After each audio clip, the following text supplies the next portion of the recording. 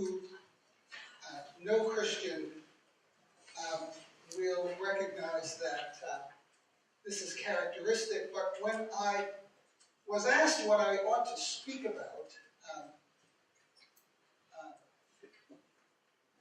I suggested that it would be best for me to concentrate on a 7-year research project dealing with labor and ICTs. I fully expected Christian to reply with, well, how are you going to get all of that information in 30 minutes?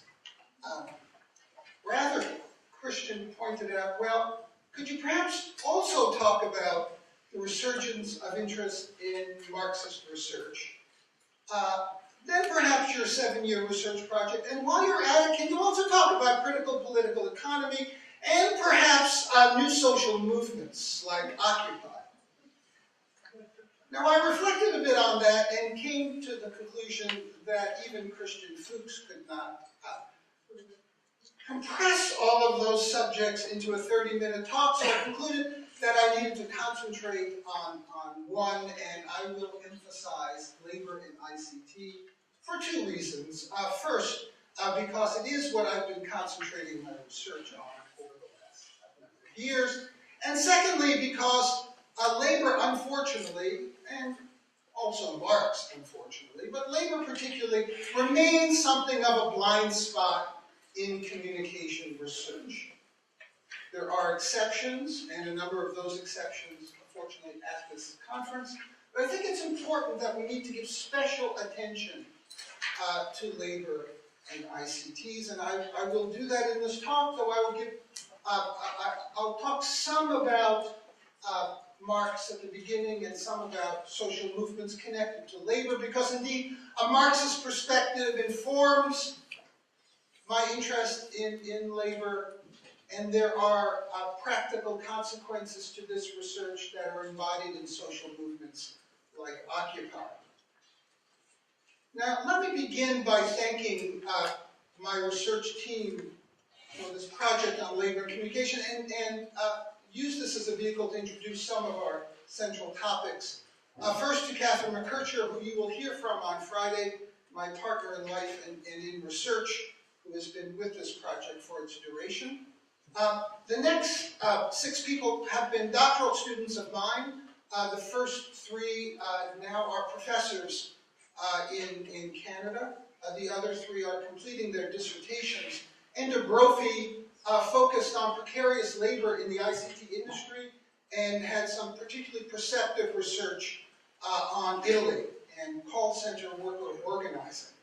Andrew Stevens worked on the India portion of our research, and his book on Indian call centers will be published soon by Routledge. Andrea Hunter works on the emerging field of the digital humanities, and examined the labor process at research institutions at a number of centers in the United States and Canada. Jinhua Yao took up the China portion of our research and is soon to present a dissertation on knowledge worker resistance in the publishing and media industries of Shanghai. David Lavin is working on international worker organizations, and Davina DeRoche on the culture of labor internationally. I'd also like to thank the research institutions in Canada that have funded this research over these 7 years. I want to emphasize a couple of points here. We focus on a broad transnational orientation, and indeed, once we observe the importance of transnationalism and internationalism in the labor movement, I think we come to better realize the significance of focusing on labor resistance in this sector today. A few shameless plugs. The research reported here began with a special issue of the Canadian Journal of Communication in 2006 on the laboring of communication, and as Janet mentioned, a collection, Knowledge Workers in the Information Society, in 2007. a co-authored book with Catherine McKercher, The Laboring of Communication, 2008, and most recently, Getting the Message, a collection that focuses on worker resistance worldwide, particularly in India and China, with Catherine and Ursula Hughes. I'm sorry to say Ursula, who was on the program here, will not be coming, but I'll mention her work in the course of my presentation. Now, with that said, a few introductory remarks about Marx. It was the Times of London that announced in 2008, in the midst of one of the most significant worldwide financial cataclysms, that Marx is indeed back. In good colonial fashion, the Times of India followed that up with a piece on Marx in the time of pink slips. Das Kapital rose up the bestseller list in many countries. Even Sarkozy himself, who could use a good photo op today, was photographed with a copy of Das Kapital, praising its author. The Pope Benedict, praised Marx for his great analytical skill, and the Archbishop of Canterbury himself was quoted as praising Marx for documenting the deep moral cataclysm and contradiction within capitalism. Now, some have suggested that interest in Marx has dissipated.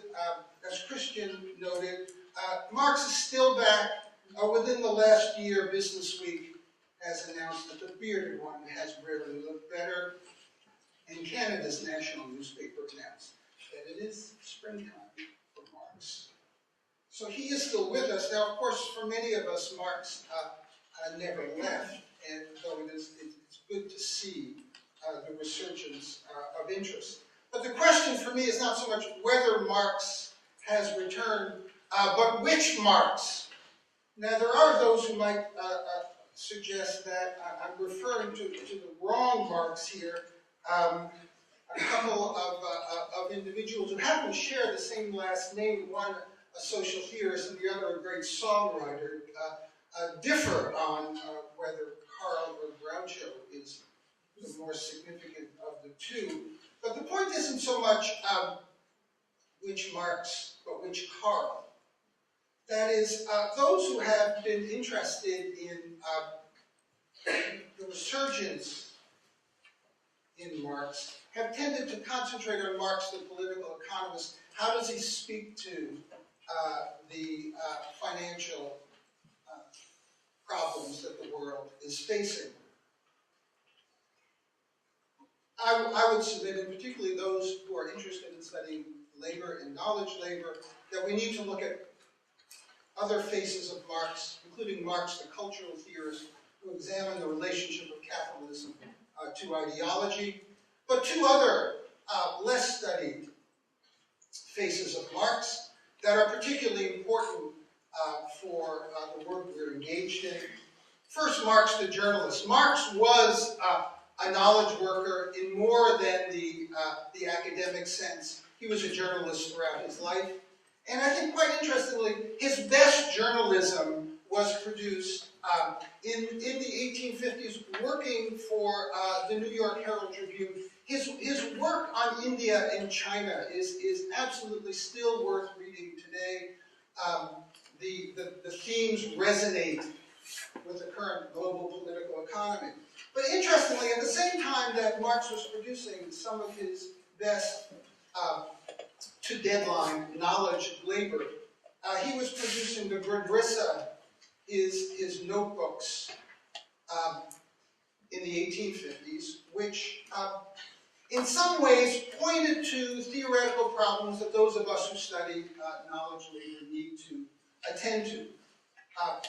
Many of these themes were picked up in later work like Capital, but many were not, including the work on science, on technology, on information work, and on the general intellect. And I think it's curious, and I'll leave it with this, that Marx's best journalism and Marx's best work on knowledge labor were produced at around the same time. Marx has informed the research project that we've been engaged with. And I'd like to begin with a few conceptual points before proceeding to report on some of what we've done and why we think it's significant. I view knowledge as mutually constituted out of language and labor. The focus, generally, and not just among communication scholars, but others as well, has been on the language side of this duality. That is, on knowledge as discourse, on its meaning, on content, but also on the technological means of producing, distributing, exchanging, and consuming it.